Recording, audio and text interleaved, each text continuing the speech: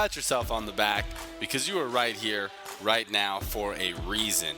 Welcome to the On Purpose podcast, where together we will empower ourselves and others to live lives with more passion and purpose.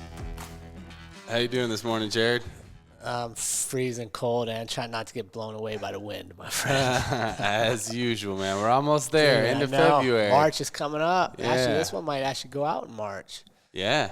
It might be March by the time you hear this, which will be awesome because that means baseball season is back, which means spring has to be close behind. Do you watch baseball? I don't watch it a whole lot anymore because it's so long, but I follow. Honestly, it was probably my OCD or ADD kicking in or whatever, but Facebook will have, like, each team has their own page, and you can catch, like, the highlights of the game in, like, 2 minutes. Oh, so cool. I'll watch it that way. Yeah, not a baseball fan, man. I'm always like, how do people watch this? Oh, dude, I love baseball. Dude, There's so much strategy and history, and it's interesting because baseball is interesting to me because it's a long season, so it's easy, 162 games, so it's easy to forget that every little thing matters because you're like, I have so much time. It's kind of like life. Like, I have so much time. But then you get to the last 4 or 5 games of the season and you realize the 3 games you didn't show up for back in April, all of a sudden now are holding you back in September. Dang, 162 in the season? 162 games in a season. That's a lot. And it's such a statistic-driven game. And the other thing I really like about it is you can fail 7 out of 10 times as a hitter and be a Hall of Fame player. Yeah, right? What the heck? Because it's 300, because it's so hard to do. Right. But the thing about life is you fail a lot in life, but it doesn't mean you can't be a Hall of Fame person. Yeah. And it's kind of how you handle those things, and kind of like what we're going to talk about today, handling setbacks. Right. Well, 162 games, that's a lot of opportunity for losing, which is a perfect tie-in to our purposeful practice last week, the art of losing badly. What kind of reflections did you have with that practice? It was interesting. We were at the state wrestling tournament all weekend, so I got to watch people lose all the time. Yeah. And it's very interesting to me watch how they handle losing. And man, there's nothing like losing. It hurts. It sucks. It's painful, and it's essential. Yeah. What about you? Yeah, definitely had some good reflections on it, man.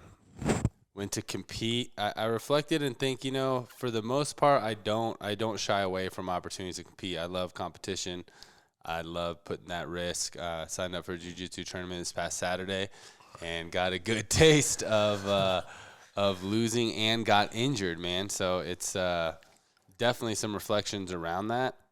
And I think this episode of Handling Setbacks in Stride will be a perfect tie-in to not only losing, but sometimes setbacks that are out of your control. Yeah, I agree. Now, do you think there's a difference between losing and just having a setback? Oh, yeah, for sure. So, losing doesn't necessarily need to be a setback. You can lose and it may not take you off of your path, but a setback, in my opinion, is something that is slowing you down or literally taking you away from what goal you're trying to achieve. So, for example, an injury, getting sick, problems arising that take away your time and energy from the goal. So for me, a great example that I'm going through right now is the MMA fight, man. I've had multiple setbacks with this goal. Yeah. We had the fight.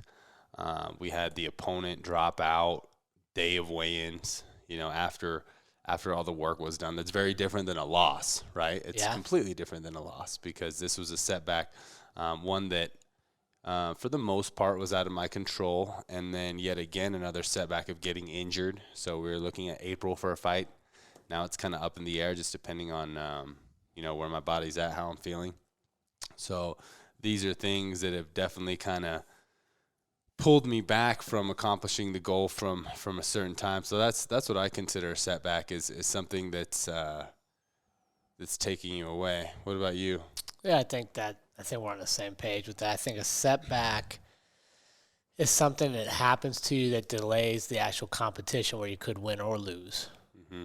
Right. I mean, and losing it means you've done whatever you're supposed to do, and you got a chance to perform or compete, Mm-hmm. whatever avenue, and you come up short. You just don't win. Maybe it's not your best day. Maybe the opponent's better, or whatever.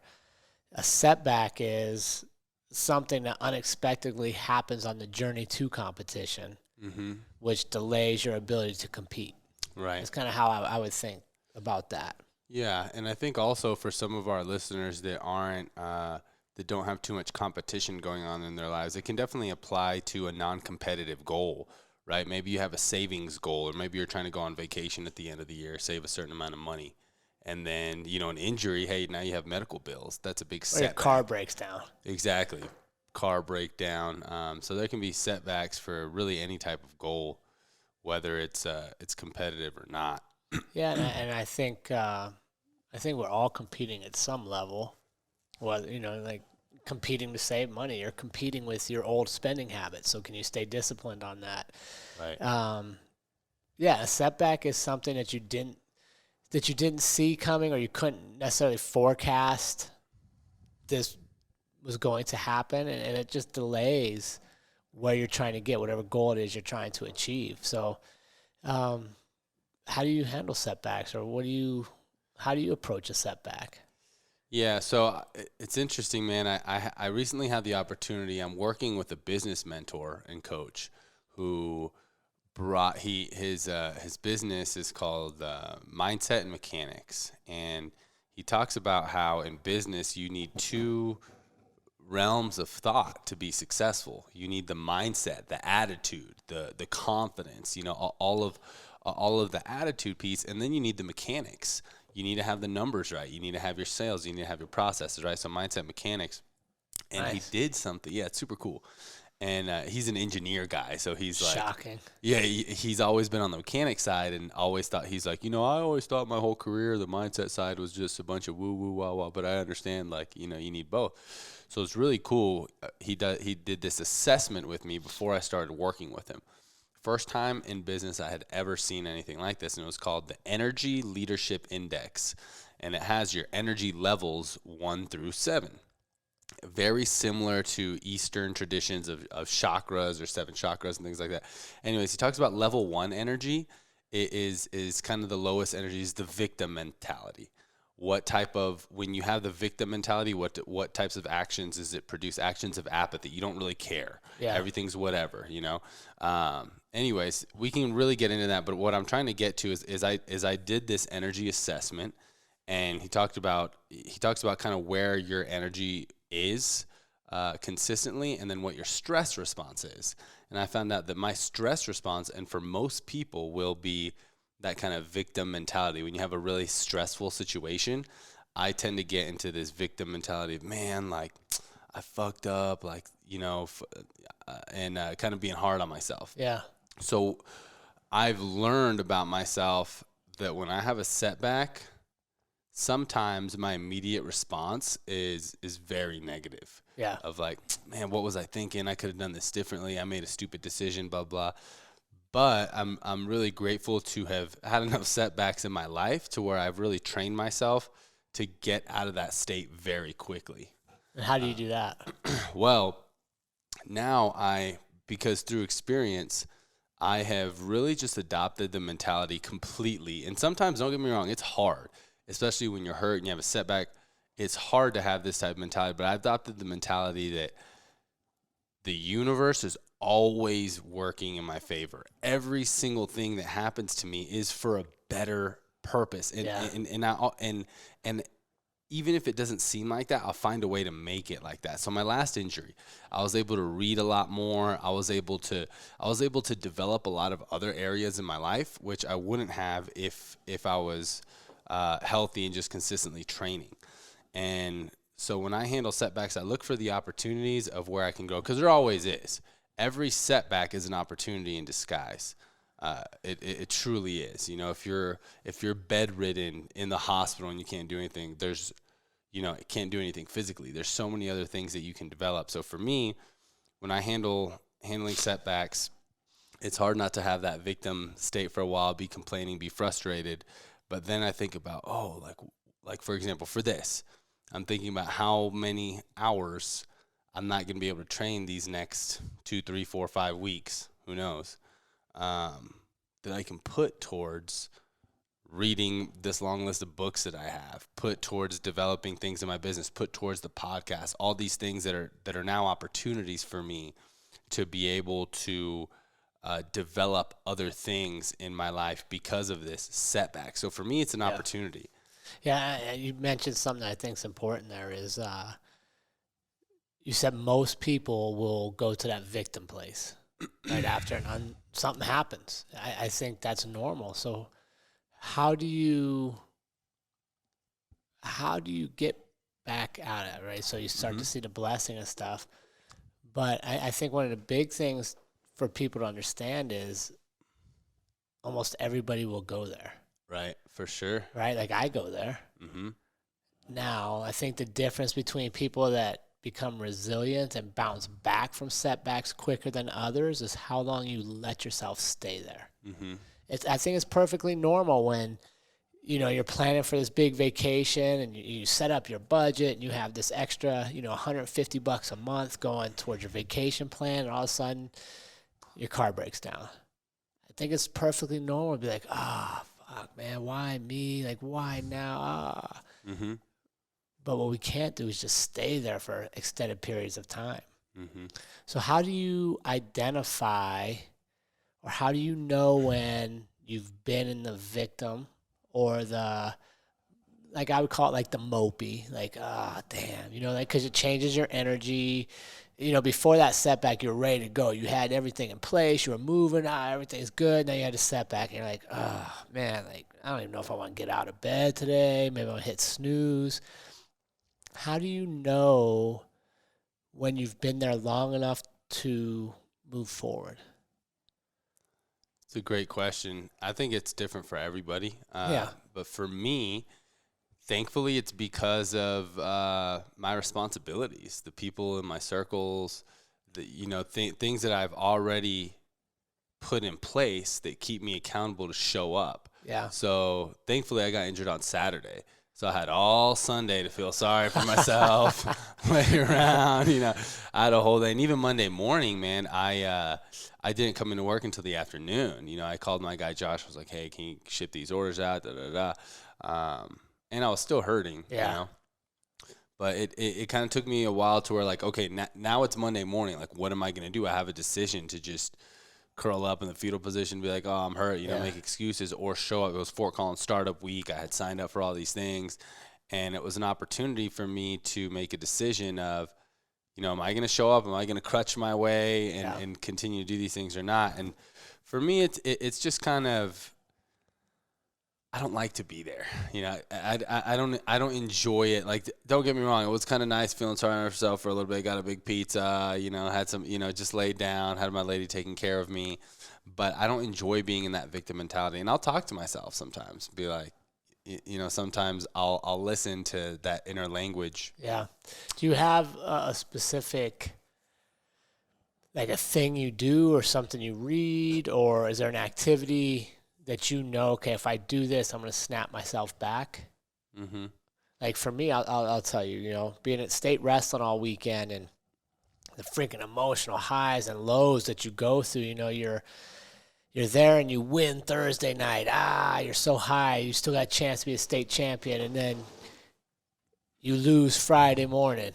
And now you can't be a state champion, but you can still be a state placer. So you got to get excited to wrestle again. And right. The ups and downs. And not only that, but, to have so much family come to support Trey, which is amazing. But then they all have their individual highs and lows with his matches. So you got all this going on. And I'll be honest, I came home Sunday and we didn't do anything. Mm-hmm. I think we ate pizza and laid around. And then Monday, I actually hit snooze, which is one of my big things. Like, don't hit snooze. Right. Dude, I got up at 5:30, let the dog out. I was like, I'm not ready to be up. I went back to bed at like 7:30. And it just set my whole day off on the wrong path. Mm-hmm. So, and I knew what was going on. Like, I could feel it. Like, I just didn't want to show up. I didn't want to do what I was supposed to do. So for me, when I recognize that, I know one thing that I can do that will help like kind of snap me back to where I need to be is write. Yeah. If I start writing, whether it's my gratitude, my intentions, whether I just write why I'm feeling down about this thing, like why, just document, okay, like I have these emotions, we had the highs and lows of the weekend and stuff, let me just write about it. And once I kind of process out those emotions, then it allows me to kind of move forward. And that isn't something I knew all my life. Yeah. You know, there was many periods of time where I would stay down following a setback much longer than I probably should have, just because I didn't necessarily know what strengths I had that could get me out of it, like where I could go to pull myself free. And I think that's something that's important for people to do, is take inventory of, okay, when I'm feeling good, why do I feel good? Like, what makes me feel this way? And then keep that at hand so that when you have that unforeseen setback, you have the obstacle that you didn't prepare for. Maybe it's going to delay your long-term goal. You know what actions you need to take to get back on the path. Yeah. Yeah, for sure. And I appreciate you asking me if I have a process, because now you're having me think about it. And I don't think I have a specific process every time, except for the first part. The first part of the process is I'm always consistent with, and that's letting myself 100% feel frustrated, feel shitty, feel negative, you know? Right. Be like, man, this fucking sucks. I hate yells, whatever it is that I need to do, whatever I'm feeling, just work through that. Because there have been times where I tried to immediately go into, setback. Oh, it's an opportunity. And that doesn't work. Yeah, what happens there? I push down all the negative emotion and it comes back later. It comes later, guaranteed. Yeah. It comes up when you least expect it, and usually it's a much less opportune time for it to show up, because you're building upon shaky ground, if that makes sense, because you haven't dealt with the frustration of this setback and you're adding more things to it. Eventually it's going to crumble, or it's not going to be as stable as it could have been, because we should have dealt with the setback initially. Exactly. And I think going through those negative emotions, feeling those, experiencing them is the first step. Yell, scream, cry, complain, whatever it is, preferably in private, maybe people very, very close to you. You don't want to put it out on social media and spread all this negative energy. But I think that's step one.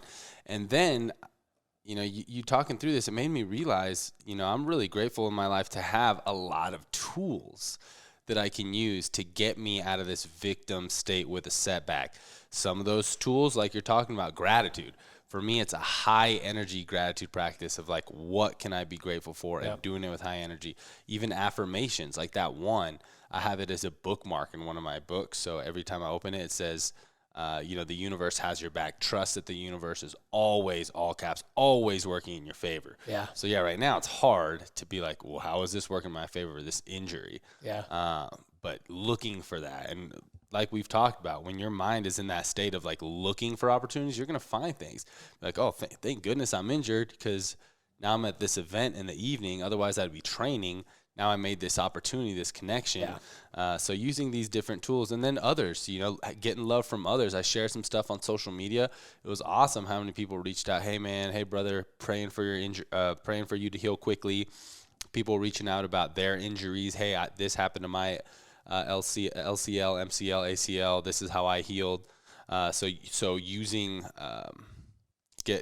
reaching out to others. Yeah, community, exactly. Yeah, and I think it's important there is, and we've talked about this multiple times, so if you've been with us for a while, we appreciate you, and we know you've heard this. And if you're new to our podcast, go back and check in with the Circle of Five episode. But I think what you said a minute ago is important, is that you'll talk to, maybe a small group of people about your frustrations. And I think who's in that group of people is very important, right? Because for me, I 100% agree. I identify that, okay, this happened and I'm feeling this. I accept that I'm allowed to feel this, and I'm going to share it. But the people I share it to are critical, right? Because if I share it to a bunch of people who are still in their own setbacks and have never emerged, It's that kind of that saying, misery loves company. It's easy for everybody to pull me down, to hold us back, to hold each other down, and never move to the, okay, what do I do next phase? Whereas like in your circle, like, okay, dude, I recognize you had a setback, you're going through the emotions. Okay, now how do we grow from this? What do we need to do? And I think that's important, making sure that the people you're sharing this with are in the mindset of also dealing with their own setbacks, so that they're looking for opportunity that comes out of this eventually, not allowing you to have an extended period stay in the woe me phase. Yeah. Yeah, it can be hard. It can be hard sometimes, but I think when we get there, we can find purpose in any setback, right? Purpose in any injury. It's hard. It's very You know, hard. it's not always easy, but that's why the people around you are so critical, because they can help frame, hey, man, that's cool. It's your knee. Right. You know, like, yeah, it sucks for a little bit, but like now all of a sudden we get this opportunity. Okay, we have some more time. Let's focus on this. They help you see things that maybe because you're so close to the injury, you're missing the bigger picture view. Right. But if you have yourself surrounded with a bunch of people that don't deal with setbacks, don't handle adversity,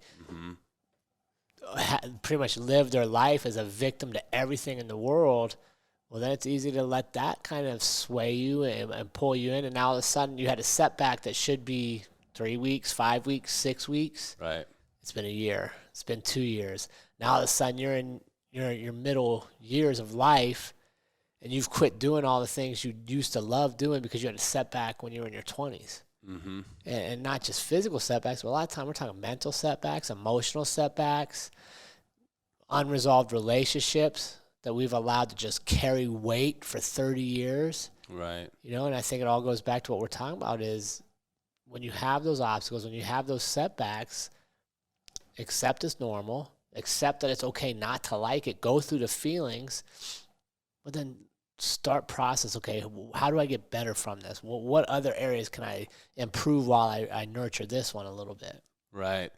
Right, yeah, and there's a lot of tools to take setbacks in stride. Like I had mentioned, I like using gratitude, affirmations, and community, not only the immediate people that you surround yourself with, but also your mentors and people that you look up to in books. So one example is somebody that I have the honor of knowing personally, but also who is a hero of mine, was our guest, Rustin Hughes, a few weeks ago. I thought a lot about him. Anytime I wanted to complain about my hurt knee, you know, he's a right leg amputee. I was actually talking to him yesterday. I was like, dude, I thought a lot about you when I was wanting to bitch about my knee. He started laughing. And I did think a lot about him because he taught me how his circumstances, how he created into an opportunity, how he took that setback in stride. His first part of the process took a while, of course. You know, he lost his entire leg. But thinking of people that you want to emulate when they face adversity, I thought about Kobe. Mamba mentality. When he tore his ACL, he went to finish the free throw. I thought about him actually when I was getting off the mat of like, it really hurt, but I'm gonna hop off, you know, get myself up off of this.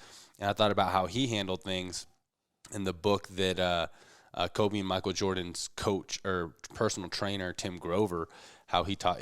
The book is called Relentless. How he talks about being a cooler, a closer, and a cleaner, which is the highest level Michael Jordan Kobe mentality. And a cleaner, they don't let, you know, setbacks hold them back. They take them in stride. And I thought about that too, because I didn't feel like crutching my ass to you know, the CSU business school. I was like, thinking about the parking. I even called them like, hey, can I park in the handicap? Like, what do I got to do? Like, you got to do this form. But I was thinking about that and I was like, no, you know, like I'm going to take the setback in stride.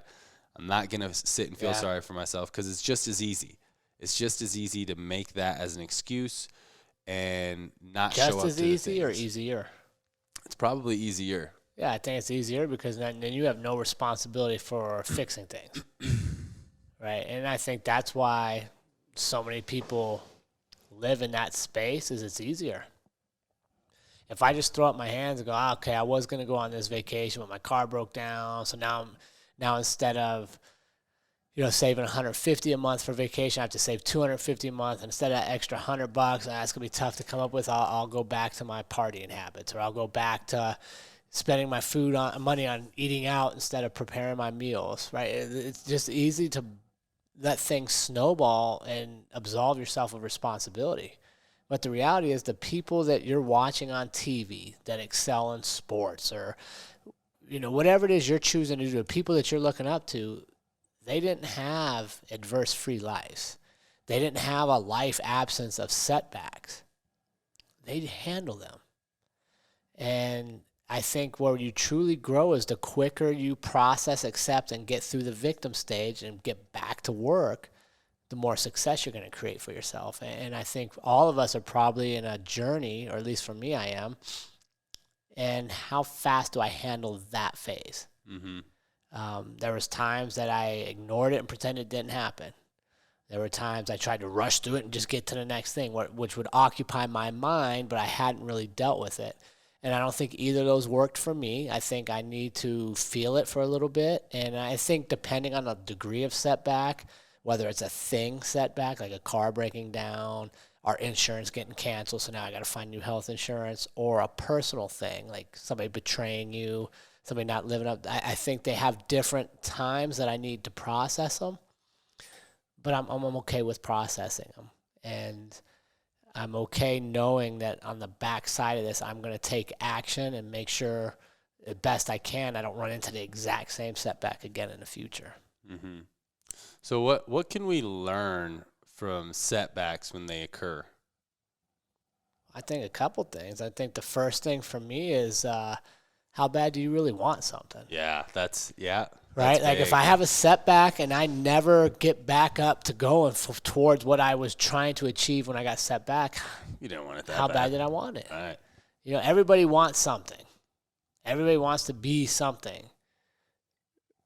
But not everybody's willing to do the work to get there. And that means dealing with all the things that you didn't see coming, the setbacks that hold you back. Dude, that's great. I didn't even think of that answer, but I feel like that's probably the number one thing you learn from a setback is your commitment. How committed are you to the goal that you experience a setback to?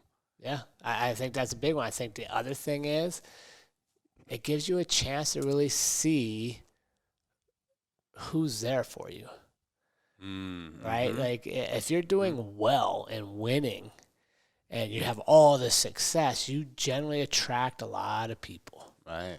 And then when you have a setback, you fall, you falter, you come up short, those people a lot of times disappear. And who's left are the ones I really want with me. I mean, it's just like I shared on the other episodes, losing my fight. Like being undefeated as a fighter and selling a ton of tickets and having thousands of people in the arena. Right.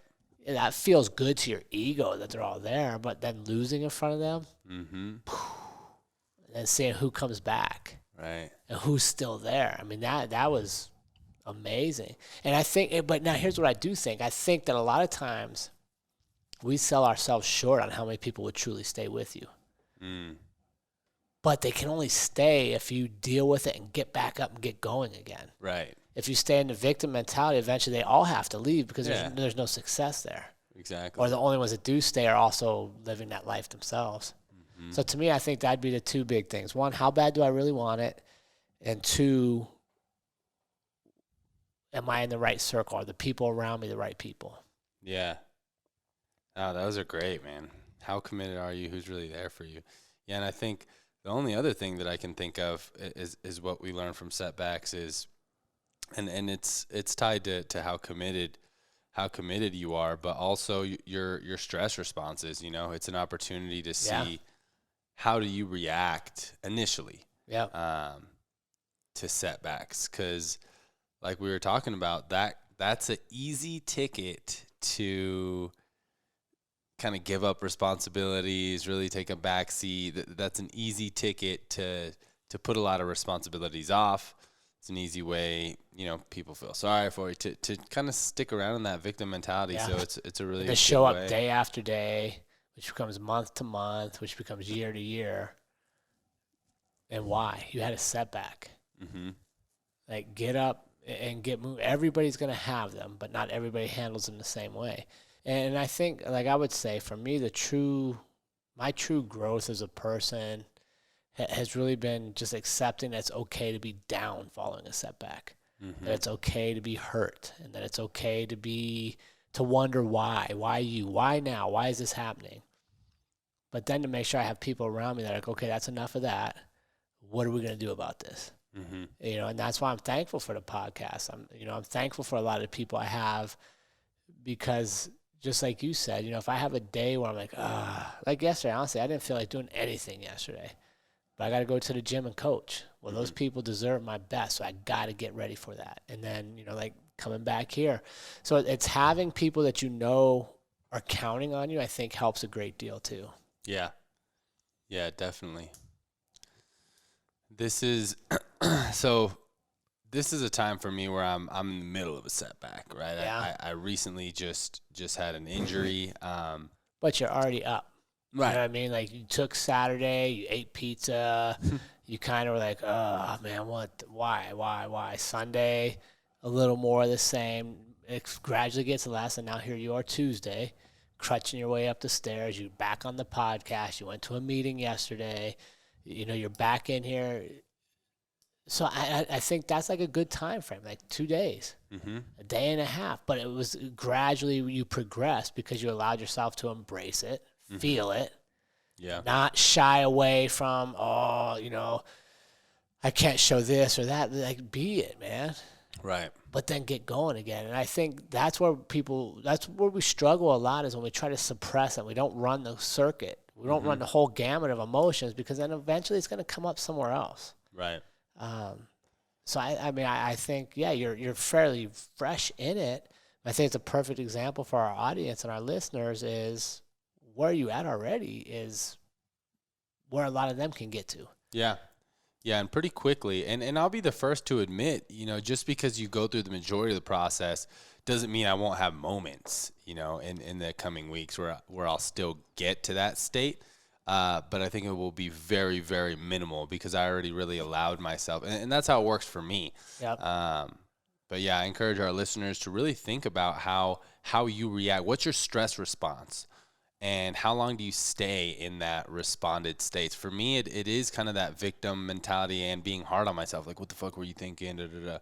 But when you can realize what your response is and then allow yourself to work through that, can be really, really helpful. One thing that I'm still working through and trying to improve on is not being obsessed with finding the lesson immediately. Yeah. Right. Of like, okay, why did I get this hurt? Like, what's the blessing in disguise here? To where I'll ask that and just kind of just dealing with it. Like, it is what it is. Maybe I won't know what opportunities I'm developing, but I'm looking for them. That's at the forefront of my mind of like, okay, what can I do with this time now that I won't be able to train? What can I do with with my limited mobility? What opportunities are there? And I'm constantly looking for that, so I know they're going to appear, and then I'll be able to say this was a blessing in disguise because this and that. Yeah, and I think that's important, and that usually happens in retrospect. Right? Like, we look back and we're like, man, had this not happened, I wouldn't have met this person, which then created this or that. But yeah, it's hard to see in the moment. Right. But you can only get to that by working through it. Yeah. Do you have any thing that comes to mind of a setback when in the moment you thought, oh, this is horrible, this sucks, and then later on you're like, oh, that was actually a blessing? I think a lot of life turns out that way. Yeah. Like, just off the top of my head, when I had gotten out of the Air Force, I had moved and had some ideas on what I was going to do in life. And then my uncle passed away. And I was named after my uncle. And we weren't super close because I didn't get to live in Montana very much as a kid. We'd just come visit every now and then. But he was the last. He had a son, Ryan, who was the last Hardy at that time in our family. And, his dad died. And Ryan, I think, was probably 12 or 13, so kind of at a crucial stage in his life. And I thought, okay, my dad was still in the military, so he was deployed. My brother was probably in college at that time, maybe early college. So he had his things, and I was in transition, right? Like, I had gotten out of the military. I was going to go do some other things, and Then my uncle passes away. So I went back to the funeral and connected with Ryan, and I was like, okay, I think I need to move here. Like, I need to come back to Butte and be around Ryan to make sure he has a male role model to kind of keep things together. So I went back to where I was living, packed up my car, rented an apartment, and drove back. No job, no school. The only people I knew in that town were my family, because over the course of my life, I had been there, if you totaled it all up, maybe 3 months. Oh, wow. But it just felt like it was the right thing for me to do. And had I not, so it wasn't my plan. It wasn't what I was working to, but that setback, my uncle dying and being like, okay, should we leave our last young man with our name to not have a male role model, or should I go back? Obviously I chose that. Had I not done that, I wouldn't have met Andrea. Because I moved back, enrolled at Montana Tech. Oh, wow. And the first day of college that year, I met her. Dang. Right, so now think about, like, that temporarily is a setback, right? Like, I had no job, I didn't know a plan, I just kind of did things, but it's a huge plan. I wouldn't have my family had I not made that one decision. Right. And that's crazy to think about. Yeah, but I mean, think about how much things in life turn out that way. Yeah. Like, life is very seldom what we actually planned. Right. It's what do we do when adversity and setbacks come up, and what decisions do we make, or do we not make any decisions? And there's times I look back and I'm like, man, if that hadn't happened, this was my initial plan, where would that have led? I have no idea, but I know, okay, somebody passing away and leaving a void in our family is a setback temporarily, but it created a whole new life for me. Wow. Yeah. That's a huge example right there. Do you think at that time that you had that mentality and perspective on life, that everything's always happening for me? No, not at all. No, I think it's just like you said. I think sometimes you just got to realize the universe does work towards you if you're open to being led. And it was just the right thing for me to do at that stage in my life.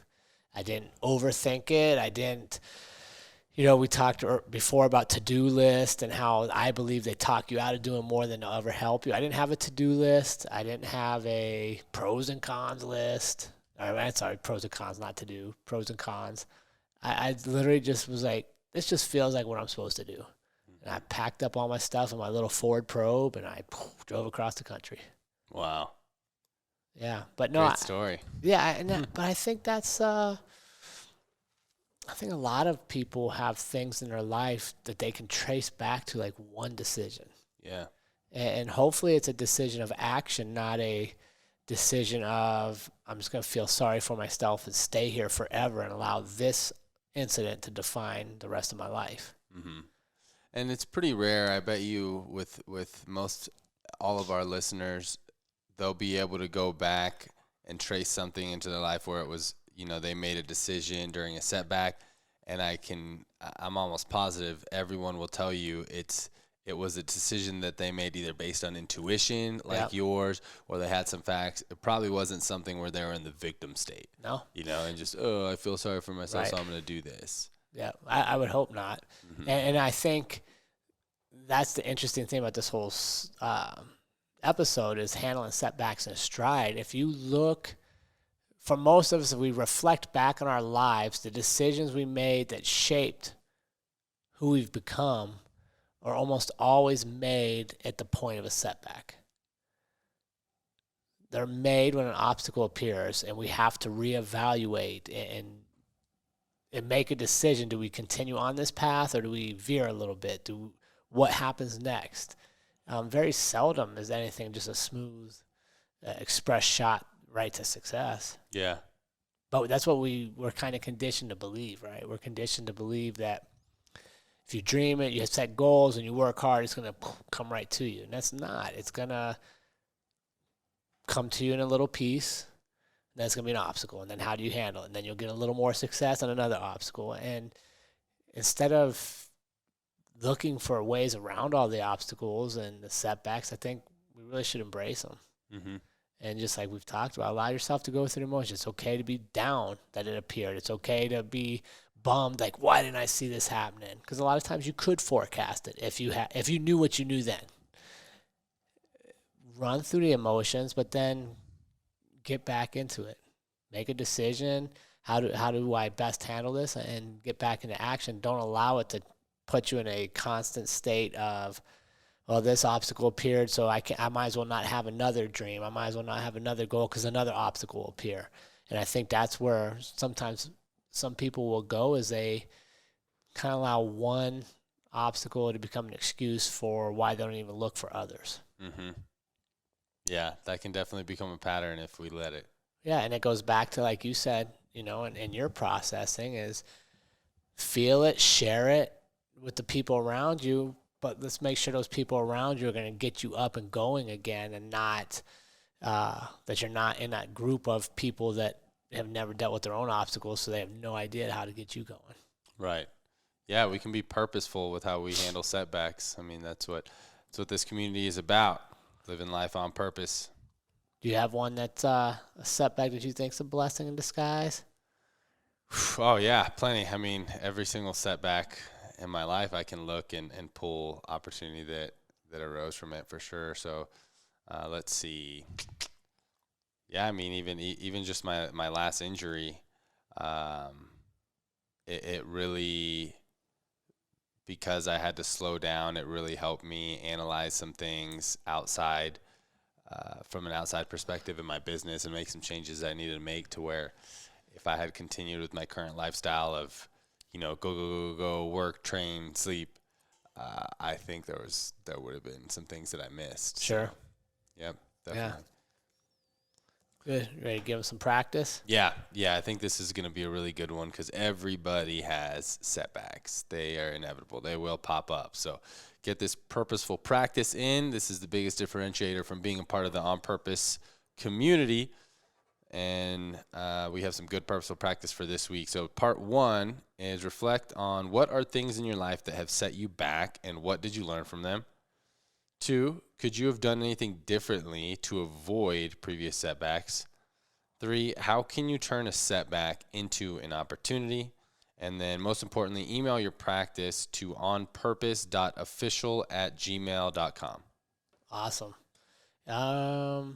Man, hopefully it'll be spring here soon, so we can quit opening the episodes when we're freezing cold outside.